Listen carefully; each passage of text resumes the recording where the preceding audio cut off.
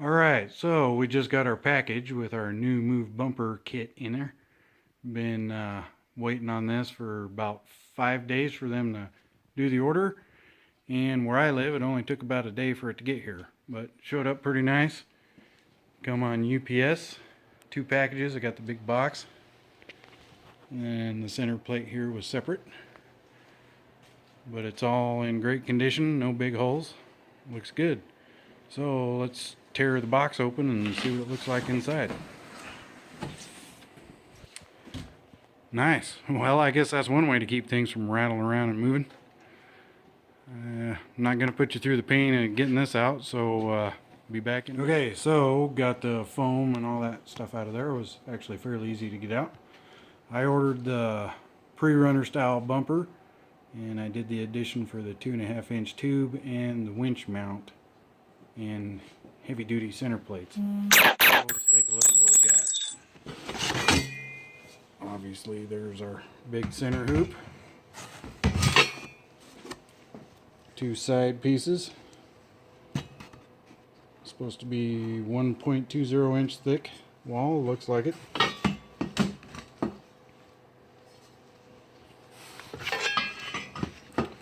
There is our, looks like our winch mount plate. It goes in the middle, behind everything.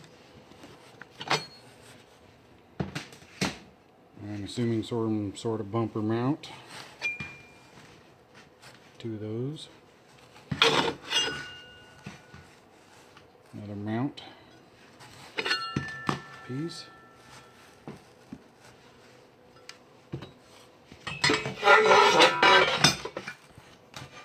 One of our side plates. Looks like some nice bend work and stuff going on it.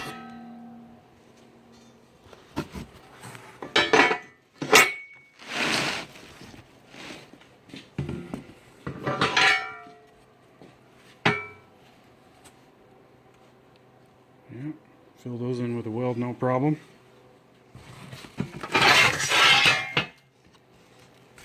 It's a side wing.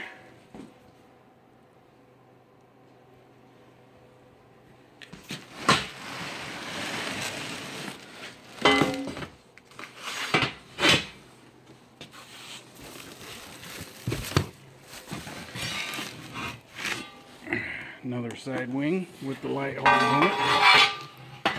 Very nice.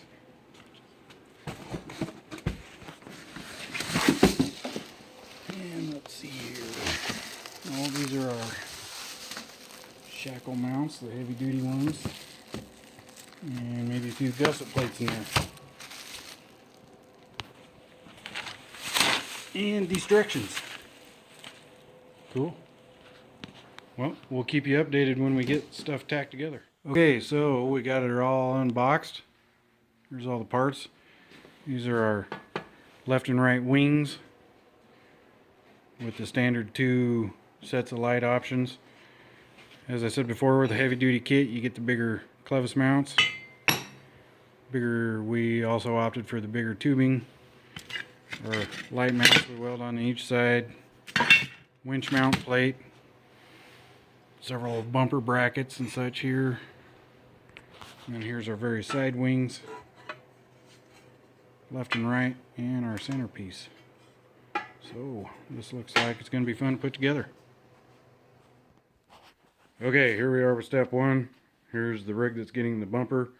Have the original bumper taken off, and we are starting with mounting the brackets to the frame so we can start finding true and square. Okay, so our method of trying to find square and true on here is we took the bumper and everything off, put our mounts on,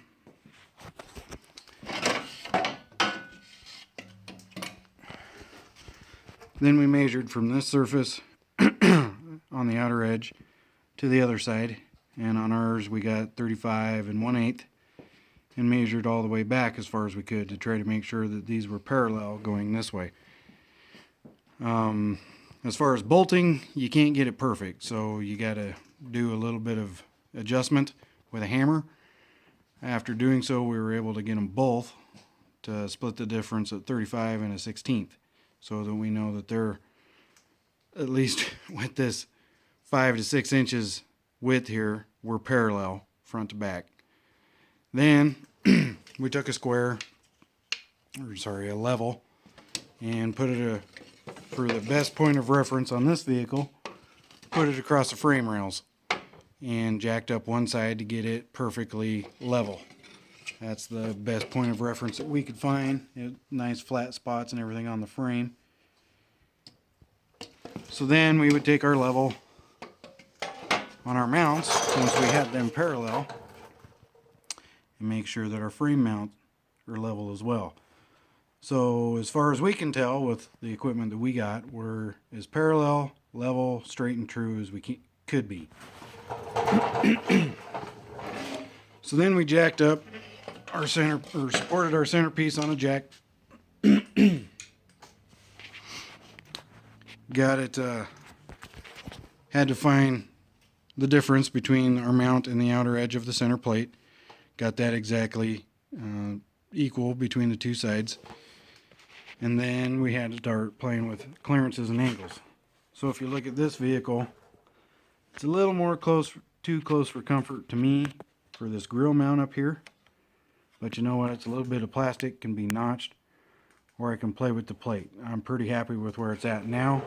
It's a nice tight gap to the grill, which when I add the wings on should continue on under the lights and everything. So our second step to try to verify was the rig is fairly level here on some concrete. When we put our level here, we're almost dead on, which is the one I'm going to worry about more than anything. If we put it on the front of the bumper, it is maybe a little quarter bubble off. You know, I don't have all the nice tools to tell me if this is 100, these angles on this are 100%. Because if they were, I should get a 100% level here, here, and if you have this style level, down here as well. But it's also less than a quarter bubble.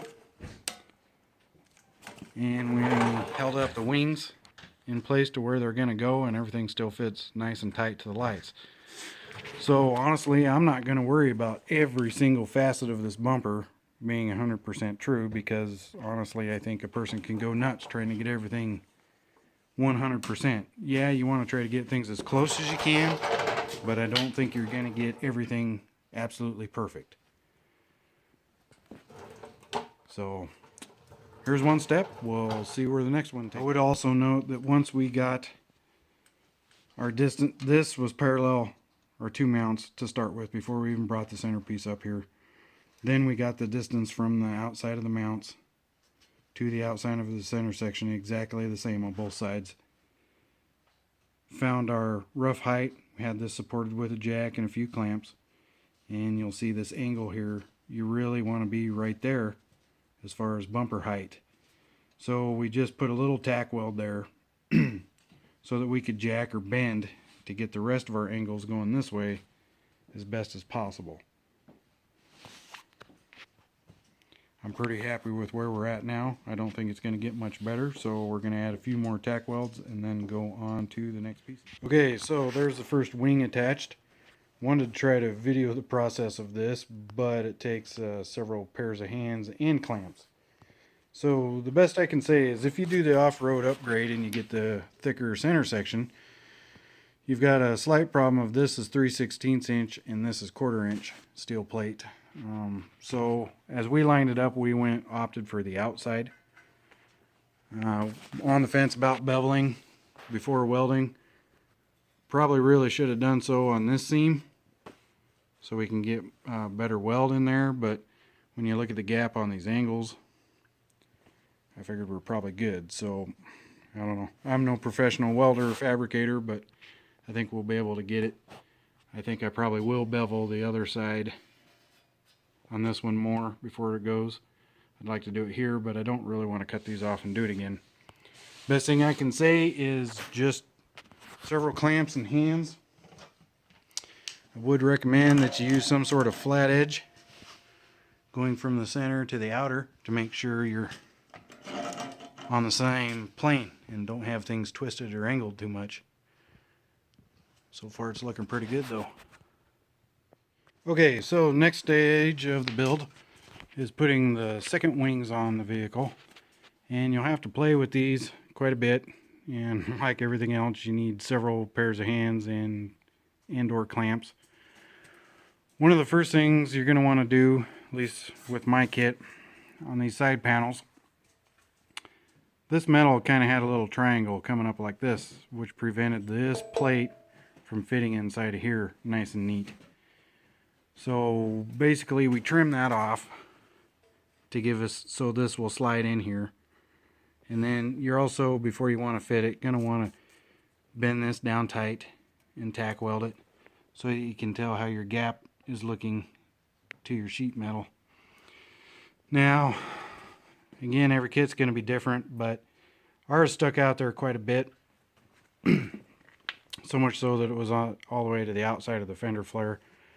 To me, as you walked around the vehicle, and some of the angles just didn't look right. So what we ended up doing was taking quite a bit of metal off the plate here and here, and then some off wing number 1 here, so that these angles will turn out better and match up better. Smooth can be grinded smooth when you're all done.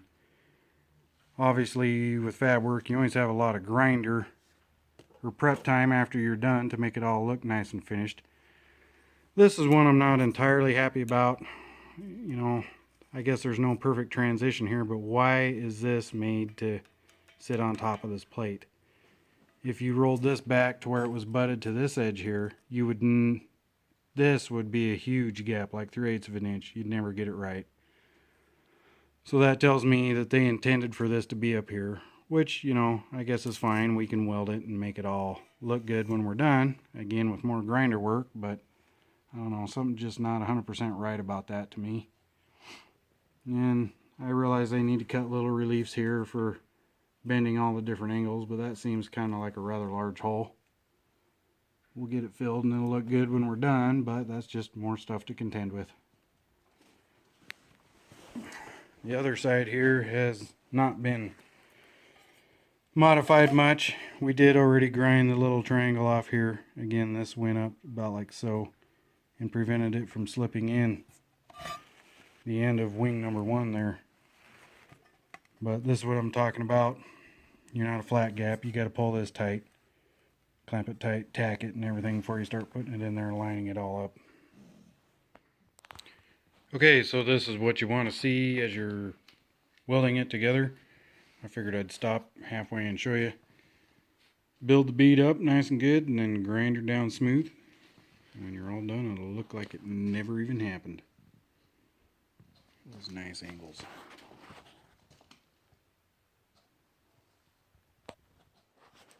Okay, so the next step in our bumper build is doing some of the final weld ups.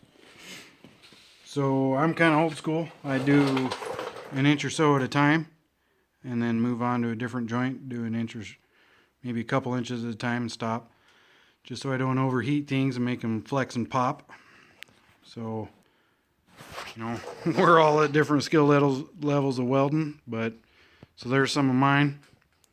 Try to lay a nice bead down, obviously as hot as I can get it, try to burn into the metal as deep as I can, but then also lay a bead higher so when I come back and grind it off I get nice clean lines and corners like this. And you'll see in some spots there'll be a little low valley that you don't get 100% of fill in. Depends on your coating. Might get covered over and you'll never notice it again, or it might not if you're just doing paint or something. It's really up to you. That's a nice thing I like about metal fab, is you can always add more. If you screw up, it's easy to add some.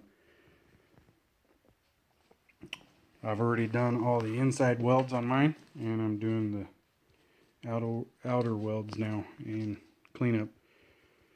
I'm using a 80 grit flapper disc. Takes it off fairly quick, and then all the extra slag and stuff that's stuck on there, I'm going to go over the whole bumper with a 120 flap sanding disc, and I'll update you more when we're all done with it.